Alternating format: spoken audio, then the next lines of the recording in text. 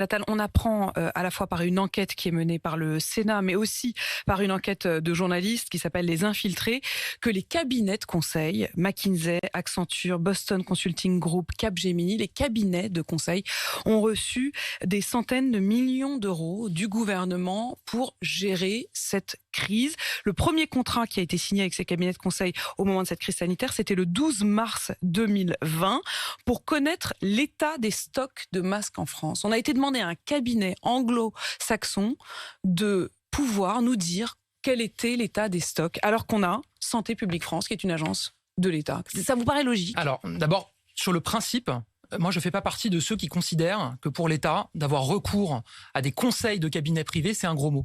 Voilà. Je ne fais pas partie de ceux qui considèrent que l'État est omnipotent, omniscient, qu'il sait tout sur tout, et je pense que le privé peut apporter à l'État pour effectivement améliorer un certain nombre de choses.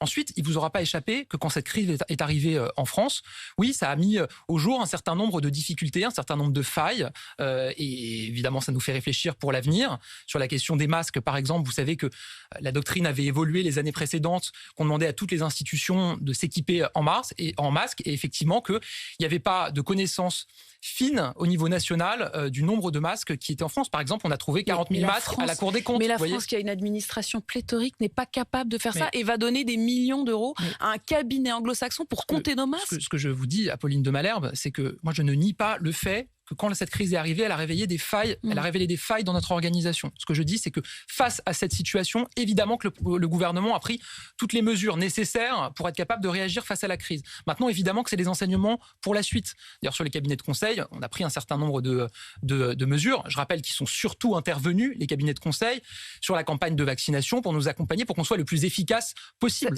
Pardon, mais quand vous dites cette phrase, vous dites sur les cabinets de conseil, on a pris un certain nombre de mesures, c'est-à-dire qu'on vous y a pris, mais on vous y prendra plus? Non, c'est pas ça. Ça veut dire que d'abord, c'est pas nouveau le recours au cabinet de conseil dans notre pays. Mais il a explosé, là. Ça fait des années, voire des décennies qu'il a lieu. En 2018, donc avant la crise sanitaire, on a pris, le gouvernement, un accord cadre pour encadrer les choses, justement. Il n'y avait pas d'encadrement avant. Ça avait explosé avant.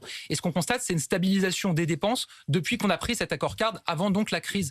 Et ensuite, on a annoncé des mesures pour l'avenir, notamment un marché commun pour l'ensemble des ministères. Et puis le fait que les cabinets de conseil doivent évidemment être sollicités dès lors que c'est pour des compétences qu'on ne trouve pas au sein de l'État. Et d'ailleurs, on veut développer aussi une forme de cabinet de conseil de l'État en interne qui peut venir en appui aux administrations. Vous allez créer un cabinet de conseil interne. Tout ça, c'est le travail de ma collègue Amélie de Montchalin pour qu'on ait un État plus efficace et plus performant. Mais je vais vous dire, ça veut dire évidemment qu'on va continuer à s'appuyer sur des compétences et des éclairages du privé qui peuvent, sur certains points, sur des questions informatiques, numériques par exemple, nous permettre de nous améliorer et d'améliorer notre organisation.